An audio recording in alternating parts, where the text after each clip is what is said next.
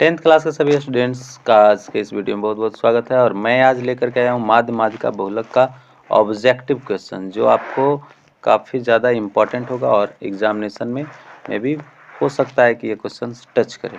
तो आप इसे देख सकते हैं। पहला नंबर क्वेश्चन है कि बहुलक क्या होगा। तो बहुलक में तो आप लोग ऐसे भी जानते होंगे कि मैक्स टू मैक्स जिसकी भी संख्या होती है, बारंबारता जिसका अधिक होता है वही बहुलक कहलाता है। तो इसमें 7 जो है से 2 टाइम्स आया है, 3 टाइम्स आया, इसलिए बहुलक इसका हो चुका। अब इस 2 नंबर में भी बहुलक पूछा गया, जो 2016 में भी पूछा गया था। तो इसमें कौन सा बहुलक होगा, तो इसमें देख सकते हैं 5 5 5 3 टाइम्स आया, तो 5 इसका बहुलक हो गया। किसी बारंबारता का बहुलक क्या होता है, तो महत्तम बारंबारता, अधिकतम बारंबारता मान हो गया। अब इसके बाद क्वेश्चन नंबर 4 को देख सकते हैं। क्वेश्चन नंबर 4 में लिखा गया है कि इसका बहुलक क्या होगा। देखिए बहुलक बहुलक खाली है, इसमें 3 3 3 3 टाइम्स लिखा है, इसलिए बहुलक यहाँ पर 3 हो गया। इसके बाद इसमें माध्यिका दिखा हुआ है कि माध्यिका कौन हो सकता है। तो माध्यिका करने के लिए सबसे पहले हमको क्या करना पड़ता है, इसको असेंडिंग ऑर्डर में अरेंज। तो पहले 1 लिखेंगे, फिर 2 लिखेंगे, फिर 3 भी है, 4 भी है, 5 भी है, 6 भी है और 7 भी है। अब इस अर्थ से देखना है कि बीच वाला कौन है इसमें, तो बीच वाला ही 4 है। 4 हमारे लिए आंसर हो जाएगा, तो माध्यिका में मार देंगे टिक। ठीक है। अब नेक्स्ट क्वेश्चन को देखेंगे। प्रथम 5 पूर्ण संख्याओं का माध्य क्या होगा। पूर्ण संख्या का मतलब होता है 0 से स्टार्ट। तो 0 1 2, यहीं पर गड़बड़ क्या करते हैं बच्चे कि 1 से शुरू कर देते हैं। 1 से शुरू जो होती है वो प्राकृत संख्या होता है। तो 1 2 3 3, 3 के बाद हो गया 4, ये 5 पूर्ण संख्याएं हो चुकी। अब पूछा जा रहा है कि इनका माध्य क्या होगा। तो बस पहला और अंतिम को जोड़ो, 4 हो गई, और 4 में क्या करो, 2 से भाग दे दो, तो आंसर कितना होगा 2। तो इसमें आप मार सकते हैं 2 नंबर क्वेश्चन। प्रथम 3 लगातार प्राकृत संख्याओं का माध्य अगर पूछा जा रहा है, तो प्रथम 3 लगातार प्राकृत संख्या का माध्य क्या होगा। तो प्रथम 3 लगातार कहने का मतलब 1 हुआ, 2 हुआ और 3 हुआ। तो पहला और तीसरा को जोड़िए तो 3 और 1 4 हुआ, 4 में फिर 2 से भाग दीजिएगा तो कितना हो जाएगा, 2 हो जाएगा। तो इसमें माध्य जो हो गया 2 आंसर हो गया। चलिए नेक्स्ट क्वेश्चन को देखेंगे अब हम। और संचयी बारंबारता का वक्र कहलाता है, क्या कहलाता है, तो इसमें त्वरण कहलाता है, आंसर सही हो जाएगा। वर्ग अंतराल 10 और 20 का वर्ग चिन्ह क्या होगा। तो बस वर्ग चिन्ह करने के लिए कुछ किया नहीं जाता, जोड़ देते हैं। तो 10 + 20 बटा में 2, वर्ग चिन्ह उच्च सीमा प्लस निम्न सीमा बटा 2 होता है। 10 और 20 कितना हुआ, 30, 30 बटा में 2 का मतलब होता है 15। बी नंबर ऑप्शन सही हो गया।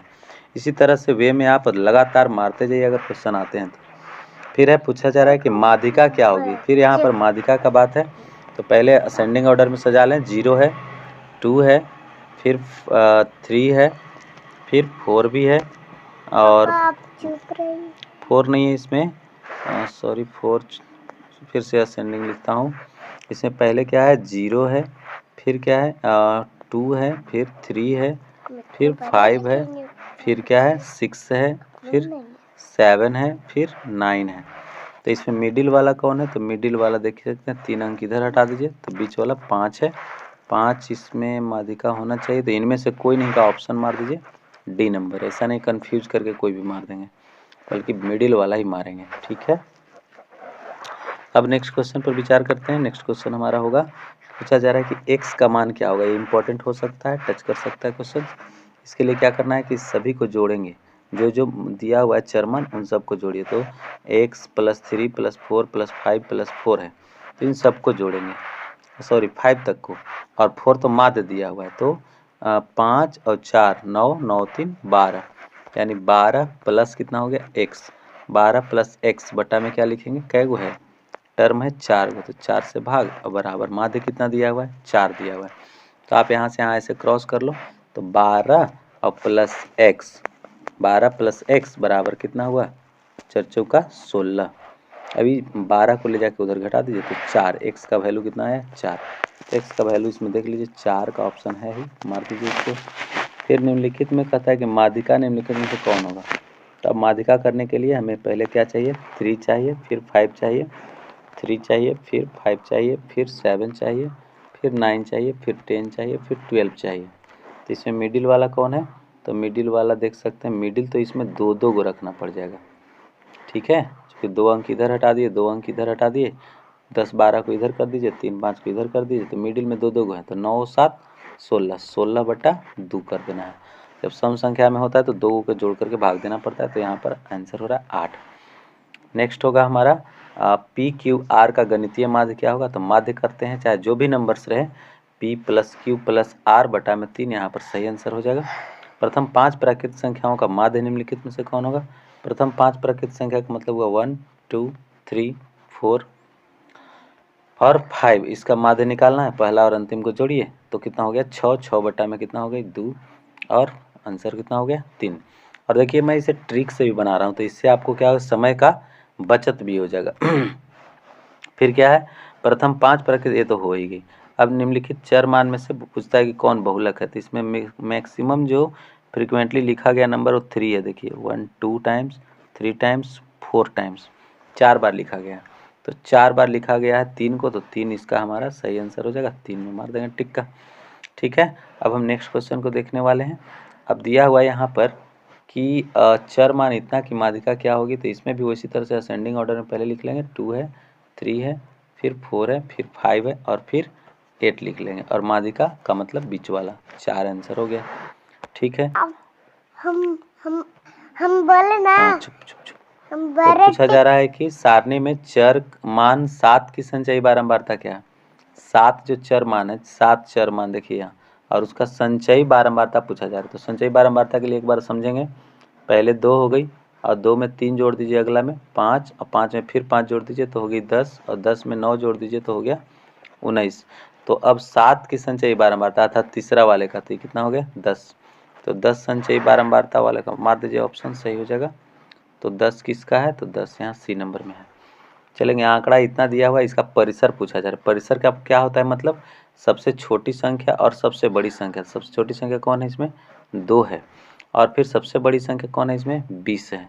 तो 2 और 20 का अंतर कितना हो जाएगा 18।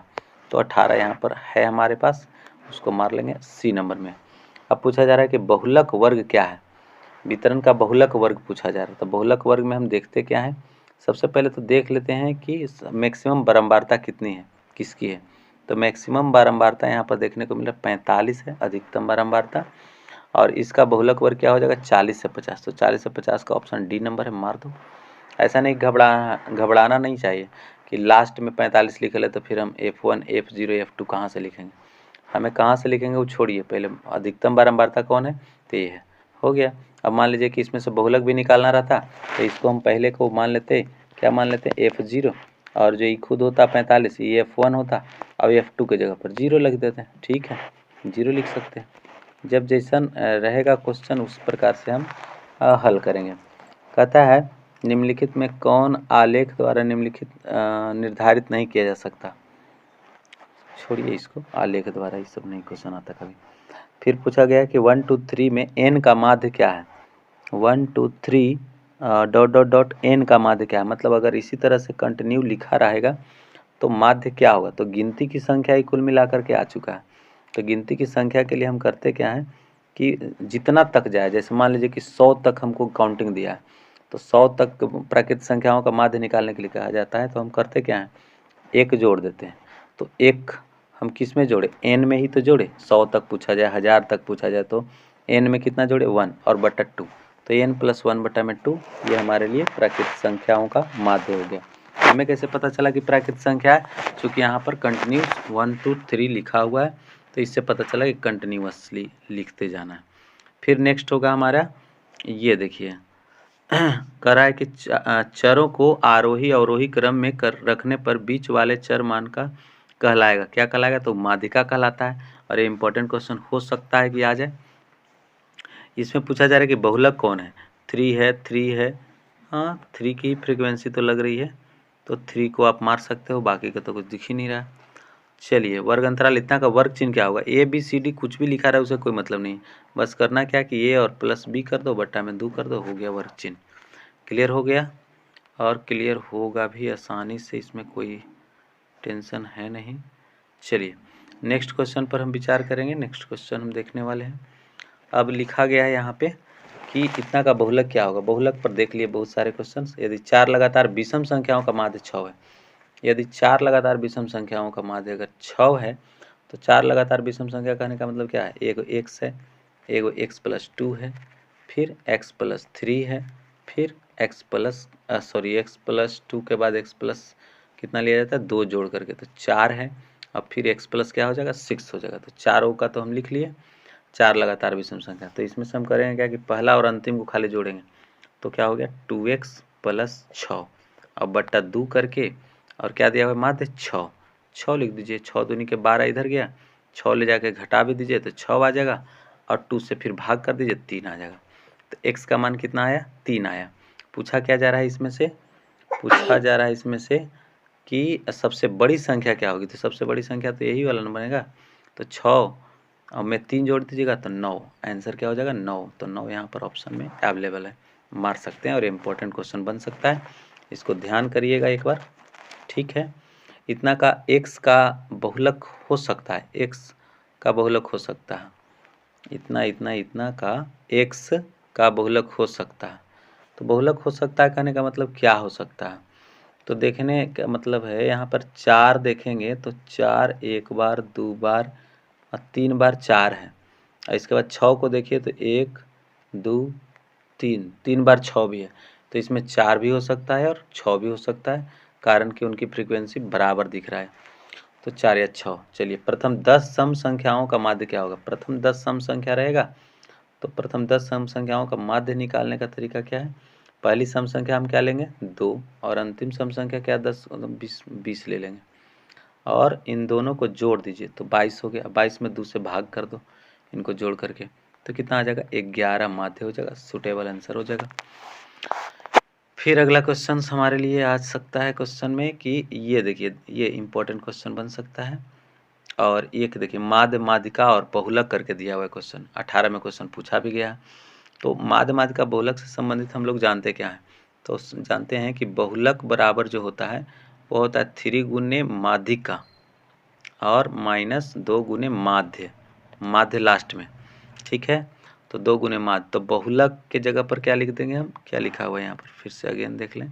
बहुलक के जगह पर हमारा z लिखा हुआ, डेट मीन्स कि z। तो z बराबर क्या लिखना पड़ेगा 3 गुने माध्यिका का मतलब क्या होगा 3y, और फिर माध्य क्या दिया हुआ x मतलब -2y।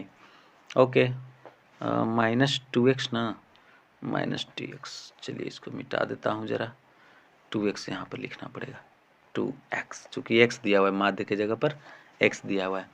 अब जो है इस तरह से लिखा हुआ तो कोई है नहीं कि z बराबर करके, कहीं नहीं लिखा हुआ। खैर कोई बात नहीं है, नहीं लिखा हुआ है तो हम इसको क्या करेंगे एक बार चेक कर लेंगे। तो चेक करेंगे तो देखेंगे तो x - y बराबर दिया हुआ है यहाँ पर 3z और 3 × z - 1।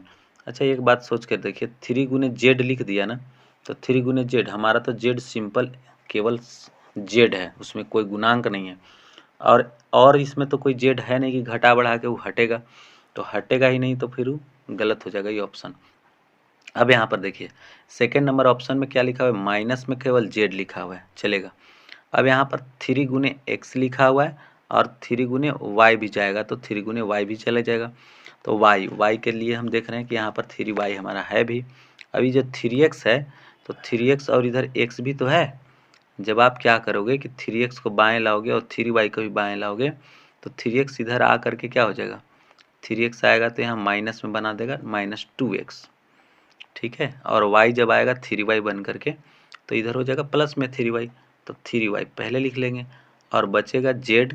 यहाँ पे माइनस में जो z दिख रहा है यहाँ पे ये चला जाएगा राइट साइड, तो राइट साइड में जाएगा तो z इधर बनेगा।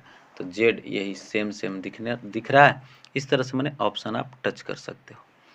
चलिए लिखा है कि दिए गए आंकड़ा इतना का माध्य क्या है, तो माध्य क्या है 105 लिखा है, 5 और 1 6 हुआ, और 6 में 3 से भाग दे देंगे। बहुत लोग सोचेंगे कि इसमें तो 0 लिखा है, 0 को हटा देंगे, हटाएंगे नहीं, रहने देंगे। 3 दूनी 6, 3 गो आंकड़ा गिनती होगी। ठीक है, वर्ग चिन्ह इसका निकालने के लिए कह रहा है 20 और 35 का। 20 35 कितना होता है 55, 55 में 2 से भाग देंगे तो 27.5 हो जाएगा आंसर। फिर इतना का माध्यिका निकालिए, सब आसान हो गया। वर्ग चिन्ह निकालिए, परिसर निकालिए। परिसर निकालने के लिए क्या बताया गया था, पहले आप सबसे छोटी संख्या देख लें तो 9 है सबसे छोटी संख्या, और फिर सबसे बड़ी संख्या कौन दिख रही है यहाँ पर 30 है, तो 9 और 30 का अंतर करोगे तो कितना आ जाएगा 21, डी नंबर ऑप्शन सही। तो इस प्रकार से हमने माध्य माध्यिका बहुलक से संबंधित जो ऑब्जेक्टिव क्वेश्चन थे, जो बहुत बार क्वेश्चन पूछे गए, सॉलिड बता दिया हूँ। तो ऑब्जेक्टिव क्वेश्चन में माध्य माध्यिका बहुलक नहीं छूटना चाहिए, इसके लिए आप श्योर कर लो, इसे देख करके बहुत बार देख लेना, समझ लेना। कल आपकी परीक्षा है तो शांतिपूर्ण ढंग से परीक्षा दीजिए, और जो रिजल्ट आएगा सो आएगा, अच्छा ही आएगा, बुरा क्या आएगा।